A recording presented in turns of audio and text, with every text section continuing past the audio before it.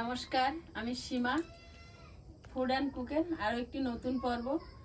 তবে আজ একটি ভিন্ন স্বাদের পর্ব। আজ হচ্ছে কালী পূজার আগের দিন, চতুর্দশী। এই চতুর্দশীর দিনে 14 প্রদীপ দেওয়ার নিয়ম আছে, 14 শাক খাওয়ার নিয়ম আছে। তো আজকের দিনে 14 প্রদীপ দিতে হয়, 14 শাক খেতে হয়। তো আগের পর্বে আপনারা দেখেছেন আমরা 14 প্রদীপ তৈরি করেছি। আমি মাটি এনে শাক তুলেছি, রান্না করেছি, খাওয়া সবটা আপনাদের সঙ্গে শেয়ার করেছি।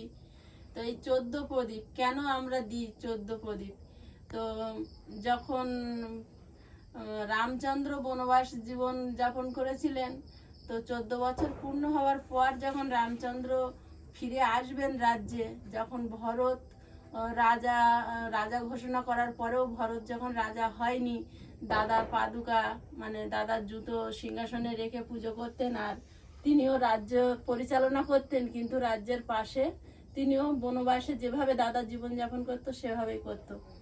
তো রাজ্যবাসী জানতেন যে রামচন্দ্র ফিরে এলে রামচন্দ্রই রাজ্যের রাজা হবে।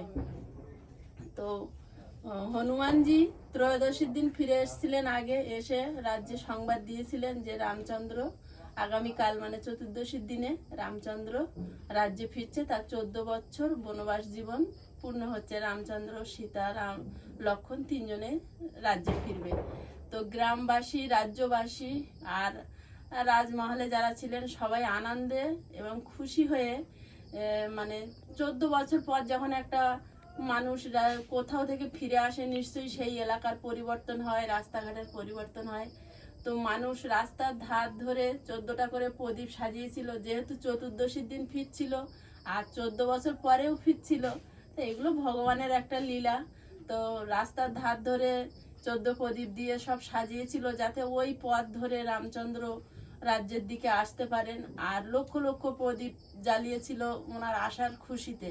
তো সেই থেকে এই নিয়মটা চালু হয়ে আসছে ভগবানকে খুশি করে। ভগবান রামচন্দ্র স্বয়ং ভগবানই ছিলেন, শ্রীকৃষ্ণের একটা রূপ।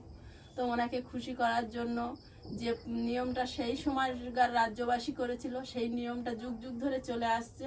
তাই চতুর্দশীর দিনে খুশির জন্য হোক আর ঠাকুরের জন্য হোক, মঙ্গল কামনার জন্য হোক, তো সেই নিয়মেই 14 প্রদীপটা জ্বালানো হয়। রামচন্দ্রর ফেরার উদ্দেশ্যে সেই যে জ্বালিয়েছিল প্রদীপ, সেদিন লক্ষ লক্ষ প্রদীপ জ্বালিয়েছিল, কিন্তু 14টা করে জ্বালিয়েছিল। আর চতুর্দশী ছিল, আর 14 বছর পর তিনি ফিরেছিলেন তার জন্য। তো সেই থেকে 14 প্রদীপ দেওয়ার নিয়ম এইটুকু আমি জানি, পুরাণ বা শাস্ত্র যেটুকু নাড়াচাড়া করেছি তো সেইটুকু আপনাদেরকে বললাম। তো সেই অনুযায়ী আজ আমরাও 14 প্রদীপ জ্বালাবো।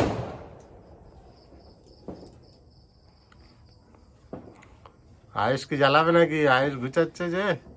সেদিনে যখন রাজ্যবাসী জ্বালিয়েছিল, যারা ছোট ছিল, পরের প্রজন্ম তারা দেখে শিখেছিল, আর সেইটাই যুগ যুগ ধরে চলে আসছে। এখন যে আমরা করছি, ওরা দেখছে, ওরা শিখছে।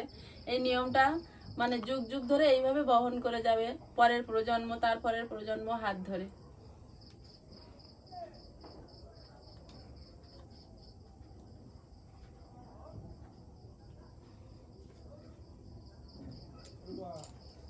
তাহলে আমি তেল দিয়ে দিই বাবু।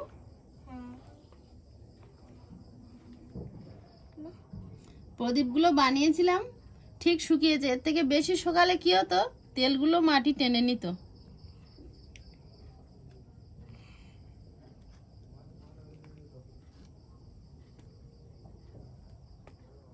দেখি শোনা, তেল পড়ে যাবে, তুমি ওরকম করো না।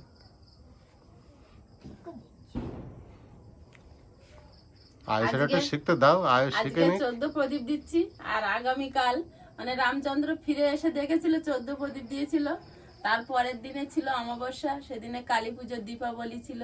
তো সেদিনে উনি বংশের বাতি জ্বালিয়েছিলেন, সেই থেকে নিয়মটা চলে আসছে। তো আগামীকাল জন্ম প্রজন্ম, পরের প্রজন্ম, পর হাত দিয়ে বলে না বংশের বাতি।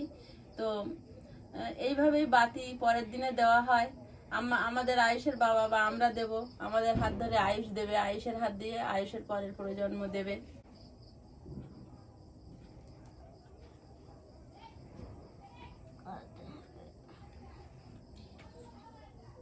প্রদীপগুলো একদম ঠিকঠাক শুকিয়েছে, খুব ভিজে নেই আর খুব শুকনো নেই। খুব শুকনো হলে তেল দিলে মাটি তেল টেনে নেয়। আয়ুষ কি কাজ করছো? একটু ডুবিয়ে দিচ্ছ? ভিজিয়ে দিয়ে রঙটা একটু হালকা করে শুকনো করে নিতে হয় না, হ্যাঁ, সেইটা করছি। হালকা করে শুকনো করে নিতে হবে। মুখটা চিপে দিয়ে দিচ্ছ? হ্যাঁ না, হালকা ভিজে থাকবে আর হালকা শুকনো থাকবে, বাহ। তাহলে প্রদীপটা চলে ভালো। না না,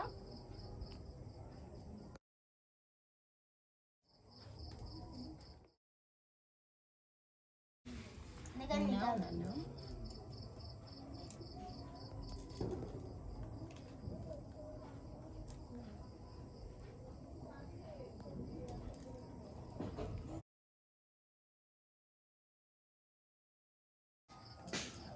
পারবে না তুমি আর। আয়ুষ হাত দিও না, হাতে ছাঁকা লাগবে। আর দুটো বাকি।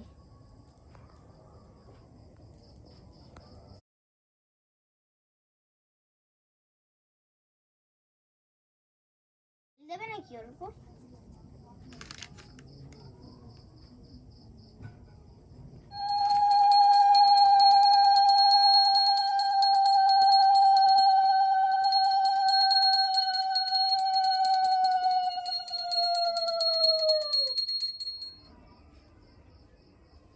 ঘরের প্রদীপ ঘরে জ্বলবে, আর এই প্রদীপগুলো তুলসী তলায় দেবো।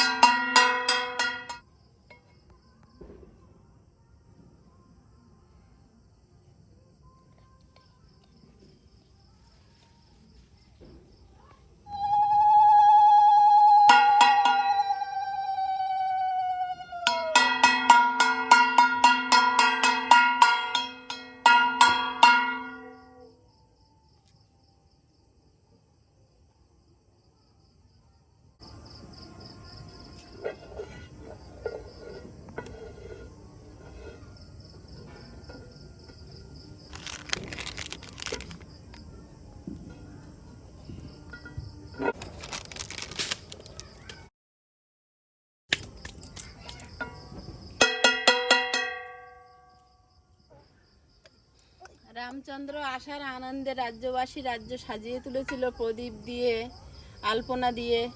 তো আমিও আবির দিয়ে জীবনভর তো তাদেরই অপেক্ষা করছি, তাদের পদধূলি পাবো বলে।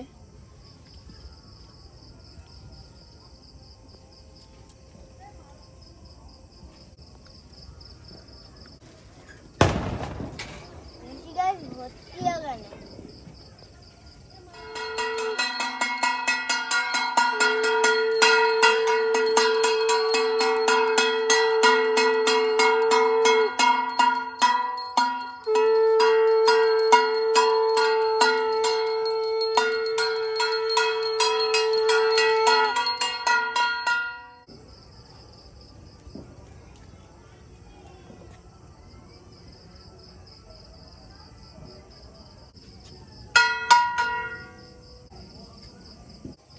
আজকে 14 প্রদীপ জ্বালানোর ছোট্ট পর্ব রেখেছিলাম।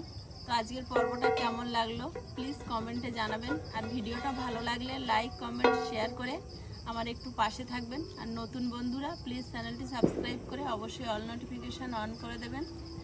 তো দেখা হবে আগামী পর্বে, ততক্ষণ সবাই ভালো থাকবেন, সুস্থ থাকবেন। নমস্কার।